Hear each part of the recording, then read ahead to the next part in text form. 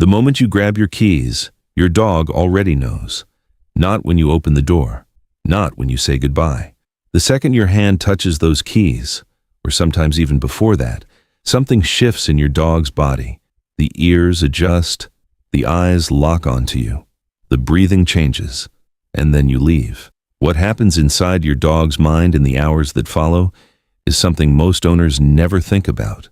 They assume it's simple. The dog waits, maybe whines a little, sleeps it off. But what the science actually shows is something far more layered, far more emotionally complex than that. Your dog isn't just waiting for you. Your dog is processing your absence the way only a creature with a 10,000-year bond to humans possibly could.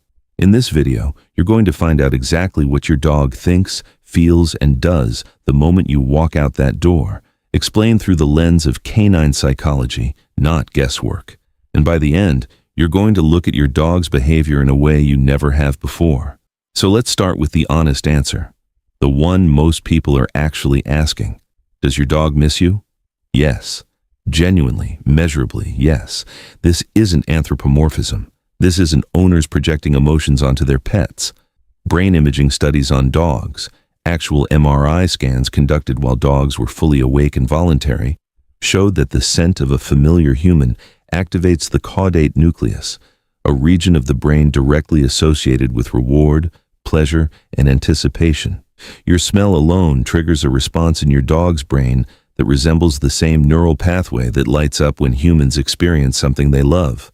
So your dog doesn't just remember you. Your dog's brain responds to you the way a reward system responds to something deeply valued. But here's where it gets more interesting, because missing you and waiting passively for you are two completely different psychological states. And understanding the difference between them changes everything about how you read your dog's behavior when you're not home. That's only half the story. Most owners imagine their dog barking, pacing, tearing something apart, a picture of distress and drama. And for some dogs, especially those with separation anxiety, that's real. But for the majority of dogs, what happens in the first 30 minutes after you leave is something quieter and psychologically much more revealing. They go to the door, not to escape, not because they heard something.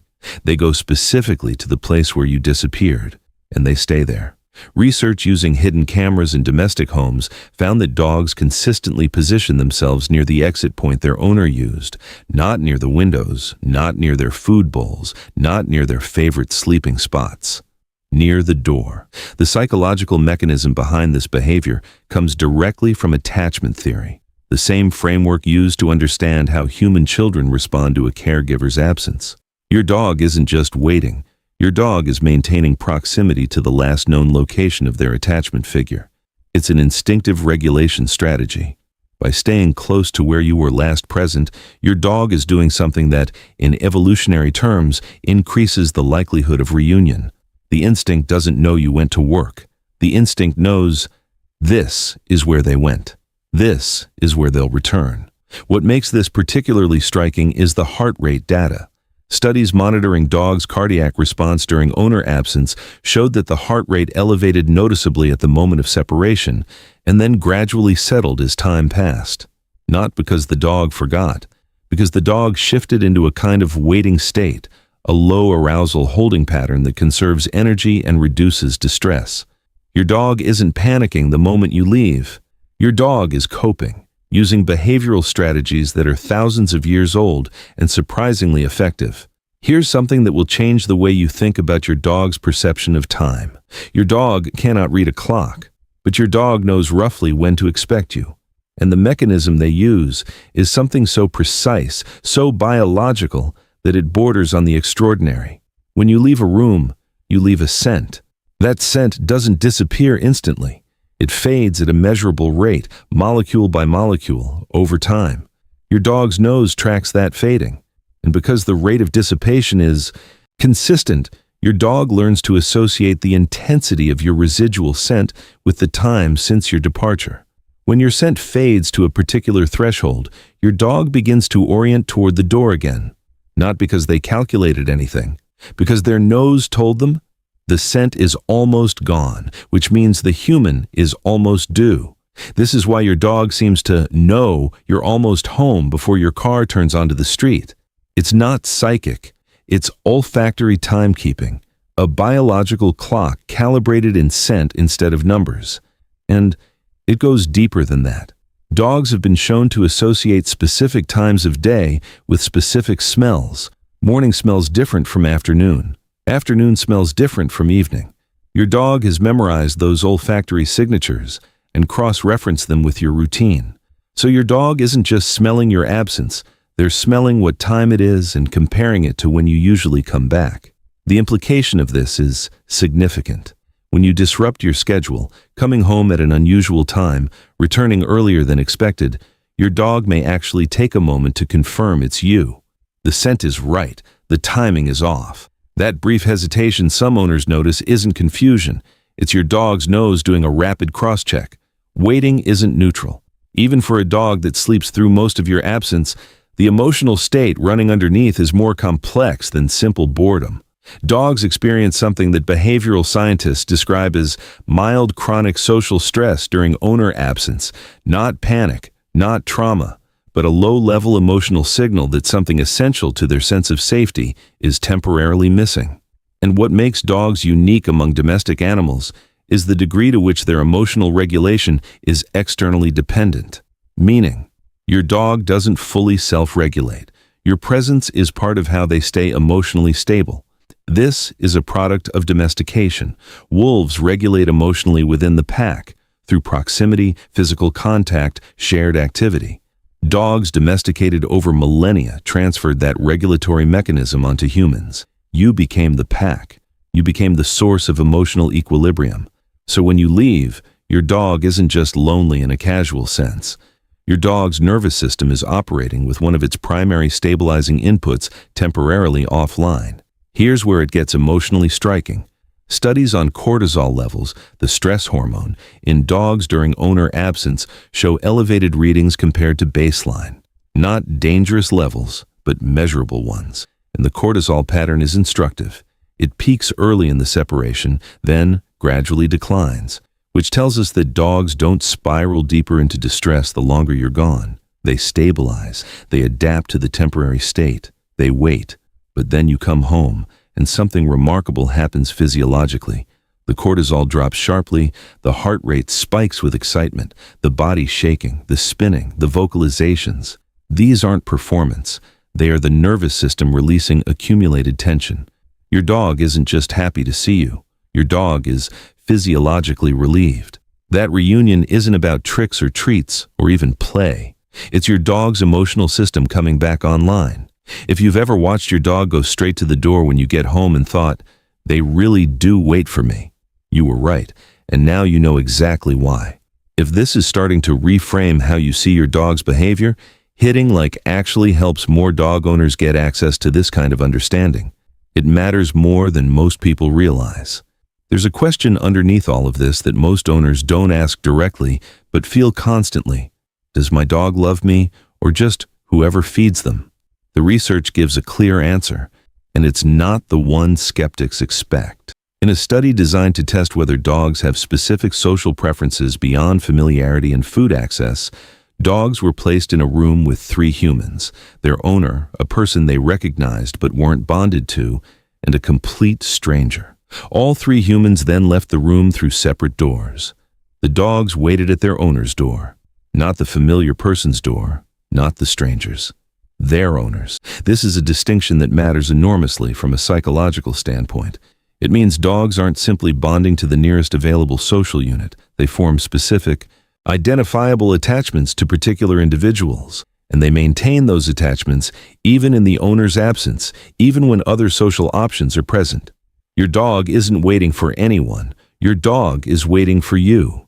And the memory behind that attachment is longer and more durable than most owners know. A dog's olfactory memory, the memory tied to scent, can retain a specific individual's signature for the animal's entire lifetime.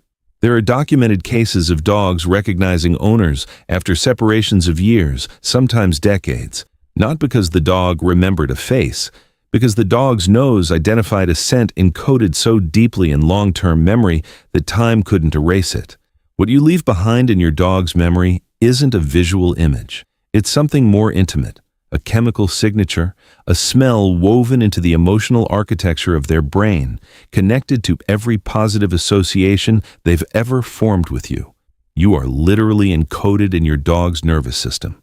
There's one final layer to this, and it's the one that most fundamentally shifts how owners relate to their dogs. Your dog doesn't just miss you when you're gone. Your dog carries you when you're there. Research on emotional contagion in dogs, the process by which dogs pick up and internalize the emotional states of their owners, shows that dogs don't simply observe human emotions, they absorb them. Through scent, through body language, through the subtle biochemical signals the human body emits when stressed, anxious, calm, or joyful. Dogs read the full emotional picture and mirror it internally. Italian researchers found that dogs could identify and respond to their owner's emotional state purely through scent, without visual cues, without sound, with nothing but the chemical information carried in sweat. And critically, they didn't just respond. They adopted that emotional state as their own. An anxious owner produced an anxious dog. A calm owner produced a calmer one. This is the part most owners underestimate. The emotional environment you create in your home doesn't just affect the atmosphere. It directly shapes your dog's internal psychological state. Your dog is not a separate emotional unit coexisting in your space. Your dog is, in a very real sense, an emotional extension of you, which means the way your dog behaves when you're gone is partly a product of how you are when you're present. A dog that sleeps calmly through an 8-hour absence isn't just a low-anxiety dog by luck. That dog has, in many cases, learned through accumulated experience that the absence is temporary, that the reunion is safe, that the emotional environment they return to is stable. You shaped that. Through consistency, through calm, through the thousands of small emotional signals you've sent over years of daily life together. Your dog's behavior when you leave the house is a kind of psychological report card, not a judgment, but a reflection of everything the relationship between the two of you is built. So here's the thing that should stay with you after this video. When you grab your keys tomorrow morning and your dog's ears move, that's not a small thing. That's a creature whose entire nervous system is tuned to your presence, your schedule, your scent, your emotional state.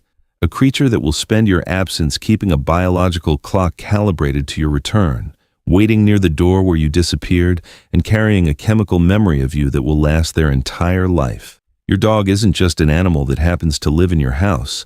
Your dog is psychologically organized around you, more completely, more specifically, and more durably than most people ever realize. The next time you come home to that reunion, the spinning, the shaking, the immediate body contact, let yourself understand what you're actually seeing. That's not excitement for its own sake. That's a nervous system coming back into balance. That's what it looks like when something essential is restored. And if this changed the way you see your dog, there's one behavior that connects directly to everything we just talked about. A signal your dog gives you quietly, without any of the obvious drama of a reunion, that tells you something even more specific about the bond between the two of you. It's about trust, how your dog shows it, and why most owners miss it entirely. That video's already up. It's called The Silent Sign. That your dog trusts you more than anyone else. And after what you just learned here, it's going to hit completely differently.